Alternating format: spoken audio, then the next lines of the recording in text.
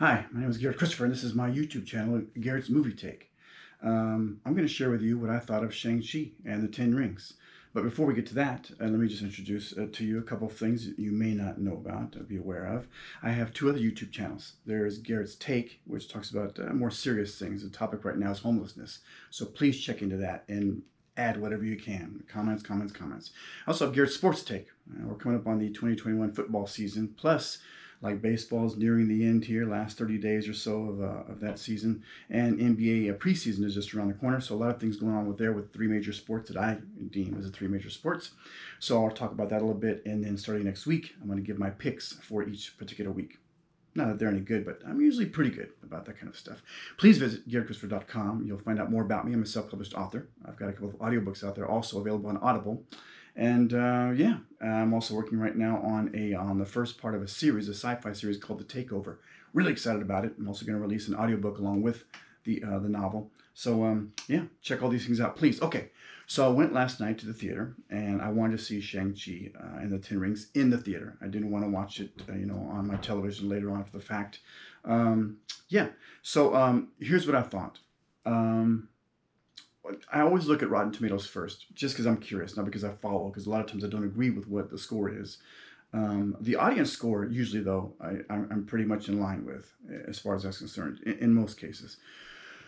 So about halfway through, I got a little confused. So this is going to sound a little jumbled, I'm sure, but let me kind of like discuss all the things happening. By the way, go see the movie. It's entertaining. It's a good movie. I thought the casting was done well.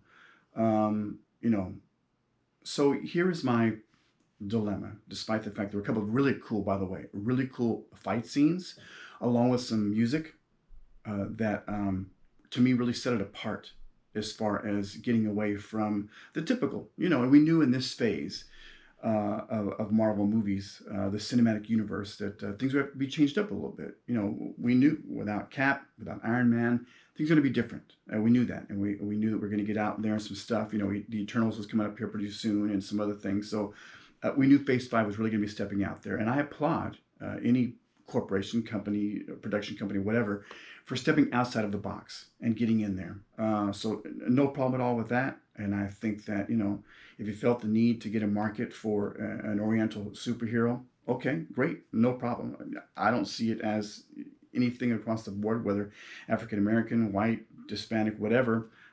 Just let's do some good movies that are hard-hitting, action-packed, and if it's a superhero movie, let's make sure it's a superhero movie type of thing, right? Whatever the case may be it Doctor Strange, where it's not so much fighting as it is more the mystical type of stuff. And Shang-Chi was kind of into that a little bit, but definitely martial arts type of stuff. So I enjoyed it. I had a good time at the movies watching it. And like I said, a couple of scenes that I would go again just to watch the fight scenes and how they were done, different types of moves and maneuvers, and the music that accompanied these scenes was really, really cool. But there were snippets of things in the movie that were really confusing to me, and things that were added that I didn't feel were necessary. The movie was a little over 2 hours long, and it felt 2 hours long because of the fact that, like I said, there were some things added. Now, they brought in a couple of characters from other phases. You may already know who these characters are. No spoilers, by the way, in this. I'm not going to spoil anything. And one of them in particular I thought was really, really cool. And there's an end credit scene where the person's in there again, really, really cool. And it kind of sets things up in the future. And great, and I'll go see, if there's a sequel, I'll check it out. The other character they brought in from a different phase, a much earlier phase, that's where I thought that it took a different turn, an odd turn. Much like the turn it took when this character first showed up in the Marvel Cinematic Universe in a movie. Yeah, odd. And for that reason, in that particular movie, I felt you could have really gone with this. Why are we doing this? Now, you can't tell me that they had Shang-Chi in that setup planned when they did this other situation in the other movie. You can't tell me that. There's no way. Too much time in between. They just kind of jumped onto it, and there you go. That was the plan in that other movie, which I didn't agree with at all, because I thought you had the makings of something really, really cool here. And then you bring the person back, and it's even more silly this time around. So here's why I got a little confused. First of all, I'm not real bright. If you've listened to these or watched these YouTube channels at all, you understand that by now, that I'm not the brightest person in the world. However, I know what I like. And by the way, as I'm talking about this movie, I'm not putting it in one of my top movies. I'm just talking about because it just came out, and I wanted to put this out there because I saw it. I still got to give you Black Widow. I'm gonna try and see it again today and not fall asleep, so I can give you a review on Black Widow. So here are the snippets that really confused me. So you had this Marvel movie, and by the way, I wonder. I told you I was going to be jumping around. I wonder if this was not a Marvel movie, right? Because I feel like it was almost when I got done with the movie, when everything was finished, and I sat there and all the credits, and there are end credits and that kind of a thing.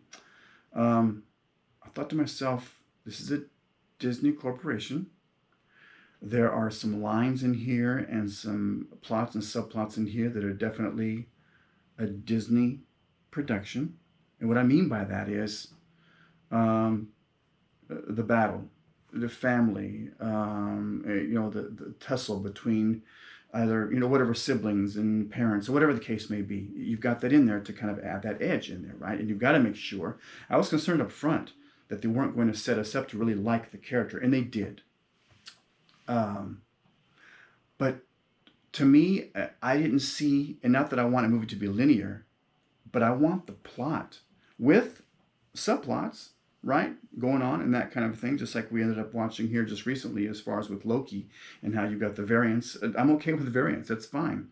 But I still want a strong plot headed through, and everything that's varying off kind of ties in at some point in time, and maybe even take a right or left turn that's out of the ordinary, which you don't see those too much in most movies. And in a superhero movie, you want the hero to be the hero, right? You don't want to kill the hero off. You don't want to, you know, just make it whatever the audience gravitates toward. You want to keep that, right? For sure. So I get that. But the variants that I saw, even though they tried to tie them in, it was too frazzled to me. This movie to me was a combination of um, a Marvel movie with a Marvel character, National Treasure, also a Disney film, The Neverending Story, for reasons that I won't talk about right now, because of a couple of actors who were in it. By the way, Aquafina she's just a doll. I first saw her in Crazy Rich Asians, loved her there, and loved her here. Just there's something about that kid. She's just incredible. I just love her to death, and she's just fun, a lot of fun. They took it overboard, her character, as far as I'm concerned, and made it silly. And maybe that's what bothers me the most about this movie, that it became silly. You know what I mean? Let's stop right here. Let's go to a part two, shall we? We'll have a little fun with this. Yeah, my name is Garrett Christopher, and I'm talking about Shang-Chi and the Ten Rings. Cool. GoPro, stop recording.